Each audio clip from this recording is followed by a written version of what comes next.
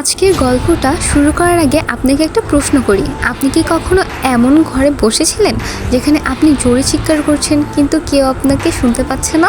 আপনি কি কখনো এমন কোনো আড্ডায় বসেছেন যেখানে আপনি কথা বলা শুরু করতে অন্য কেউ আপনার কথা কেড়ে নিয়ে নিজে কথা বলতে শুরু করছে? চেষ্টা করছেন কিন্তু সবাই আপনাকে ইগনোর করছে, যেন আপনার কথা কারো কিছু যায় আসে না। একেবারেই মূল্যহীন।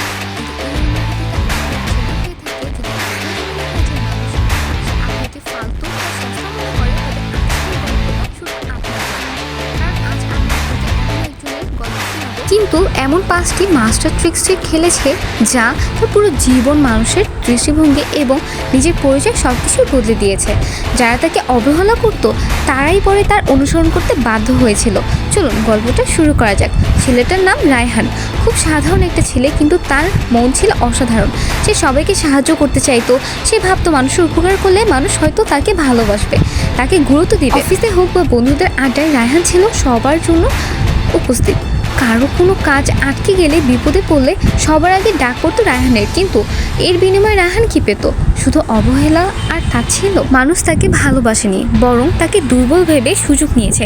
অফিসের মিটিংয়ে রায়হান যখন খুব সুন্দর কোনো আইডিয়া দিতে বসতো, বস সেটা শুনতো না।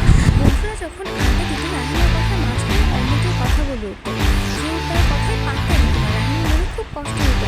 সে ভাবতো সে তো কারো কোনো ক্ষতি করে না, সবার বিপদে সে সবার আগে গিয়েছে।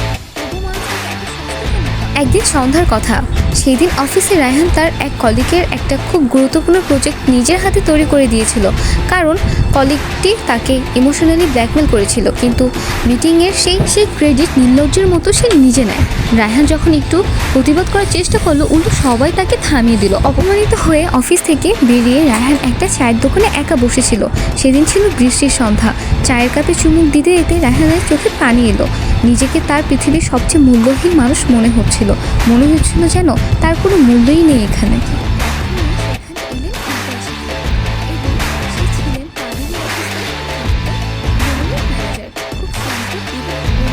কিন্তু সবাই তাকে বাঘের মতো সম্মান করত। তিনি রায়হানের পাশে বসে চায়ের চুমুক দিয়ে বললেন, হে যুবক, নিজের একটা সস্তাও খেলনা বানিয়ে ফেলেছো, জানিয়ে সবাই খেলতে অনেক পছন্দ করে, কিন্তু কেউ যত্ন করে তুলে রাখতে চায় না। টিস্যু পেপারের মতো নিজেকে ব্যবহার করতে দিয়ে এখন ডাস্টবিনে বসে কাঁদছো কেন? রায়হান চমকে উঠল। ইকবাল সাহেব শান্ত গলায় তাকে বোঝালেন যে মানুষ তাকে সম্মান করে না কারণ সে নিজেকে সম্মান করতে শিখেনি। দুনিয়া তাকে সম্মান তখনই করবে যখন সে নিজেকে সম্মান করতে জানবে। তিনি রায়হানকে 5টি নিয়ম নিজের জীবনে গেঁথে রাখার পরামর্শ দিলেন, যার তার জীবনে পুরোপুরি বদলে দিবে। পরদিন অফিসে গিয়ে রায়হান প্রথম কাজ ছিল তার নিজের মানসিকতা বদলানো এবং নিজের মূল্য নিজে বোঝা। ইকবাল সাহেব বলেছিলেন নিজেকে কখনো কম দামি ভাববে না। তাই সেই দিন যখন ওই কলিগ আবার এসে তাকে ফালতু একটা কাজ গুছিয়ে দেওয়ার চেষ্টা করলো, রায়হান সোজা তার চোখের দিকে তাকিয়ে শক্ত গলায় জানিয়ে দিল সেটা নিজের প্রজেক্ট নিয়ে ব্যস্ত, সে সেটা করতে পারবে না।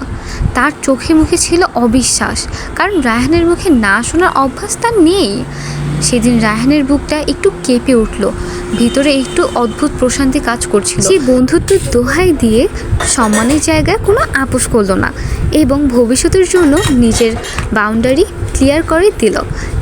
এরপর রায়হান তার নিজের পরিকল্পনাগুলো গোপন করতে শুরু করলো। তার একটি নতুন সফটওয়্যার আইডিয়া ছিল, যা নিয়ে আগে সে একটু কিছু হলেই বন্ধুদের সাথে বলে বেড়াতো এবং হাসির পাত্র হতো। কিন্তু এবার সে একদম চুপ হয়ে গেল। সে কি করেছে, তার ভবিষ্যৎ পরিকল্পনা কি, সব কিছু সে গোপন করে ফেলল। ল্যাপটপের আলোর তার চোখ ঝলঝল করে, কিন্তু মুখে থাকতো তালাবদ্ধ। সে বুঝতে পারল স্বপ্ন যখন বড় হয় তখন তার আওয়াজ ছোট হয়। মানুষের সমালোচনার জবাব দেওয়ার বদলে সে নিজেকে শক্তির পুরো কাজে লাগাতে শুরু করলো। পাশাপাশি রায়হান কথা বলা কমিয়ে দিয়ে কাজে মনোযোগ দিল। আগে যে সবার মনোযোগ পাওয়ার জন্য অনর্গল কথা বলতো, গায়ে পড়ে জ্ঞান দিত, কিন্তু এখন সে শুধু প্রয়োজনীয় কথা বলে। মানুষ অবাক হয়ে দেখলো, যে ছেলেটা আগে সব কথায় সুন্দর মতো জবাব দিত, মতামত দিত, এখন সে মুচকি হাসে। আর এই রহস্যময় নীরবতা অফিসের কানাকানির বিষয় হয়ে দাঁড়ালো। তার কাজের আওয়াজ এখন তার হয়ে কথা বলতে শুরু করলো।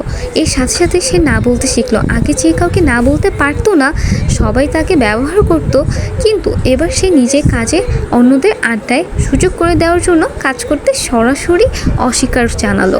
সে বুঝতে যে সময় বাঁচিয়ে না বলাটা কোনো অপরাধ নয়, বরং এটা নিজের প্রতি নিজের সবচেয়ে বড় জাস্টিস। যেসব মানুষ শুধু তার সময় আর এনার্জি নষ্ট করে, তাদের জীবন থেকে নীরবে ছেটে ফেলতে শুরু করলো। সবচেয়ে বড় যে পরিবর্তন সে নিজের মাঝে আনলো তা হলো নিজের সীমিত ও বিরল করে তোলা। মানুষ লোহার চেয়ে হীরাকে বেশি দাম দেয়, কারণ হীরা সহজে পাওয়া যায় না। রায়হান ওই বিষয়টি অক্ষরে অক্ষরে পালন করলো।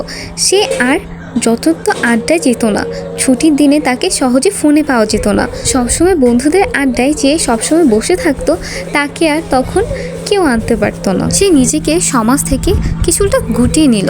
ঠিক তখনই নিজের ভ্যালু বাড়াতে লাগলো।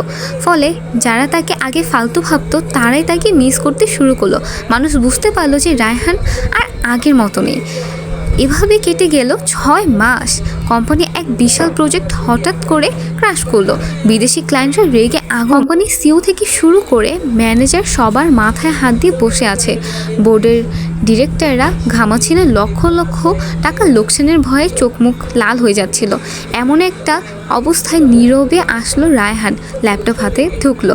গত 6 মাস ধরে সে গোপনে যে সফটওয়্যারটি ডেভেলপ করছিলেন সেটা ঠিক ওই ধরনের সমস্যা সমাধানের জন্যই বানিয়েছে।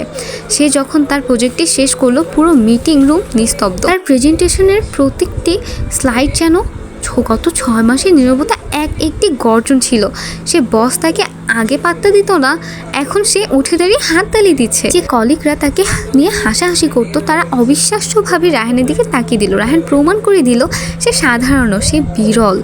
সেই দিনের পর থেকে রায়হান আর কখনো পিছিয়ে ফিরে তাকাতে হয়নি। সে আজ সেই কোম্পানির একজন লিড ডেভেলপার এবং মানুষের কাছে শুধু একজন কর্মী নয়, এবং এক উজ্জ্বল সম্মানের উদাহরণ। বন্ধুরা, এই গল্পটি শুধু রায়হানের নয়, এই গল্পটা আপনারও হতে পারে। আপনার জীবন হয়তো এমন কিছু মানুষ আছে যারা আপনার কদর করে না, কথায় কথায় ছোট করে, কিন্তু মনে রাখবেন আপনি সস্তা নন। আপনি নিজেকে যেভাবে মানুষের সামনে উপস্থাপন করবেন, মানুষ আপনাকে ঠিক সেভাবেই মূল্য করবে।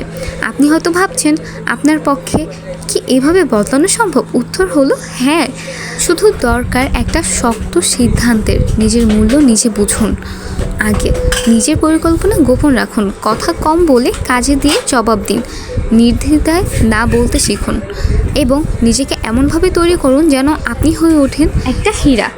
যদি কেউ আপনার মূল্য না বুঝে, তবে তাকে জীবন থেকে বাদ দিন। সৃষ্টিকর্তার উপর ভরসা রাখুন এবং নিজের স্বপ্নের দিকে এগিয়ে চলুন। গল্পটা যদি আপনার হৃদয়ে একটু হলেও নাড়া দিয়ে থাকে, যদি মনে হয় আজকের পর থেকে আপনিও নিজের জীবনের নিয়ন্ত্রণ নিজেই করতে চলছেন,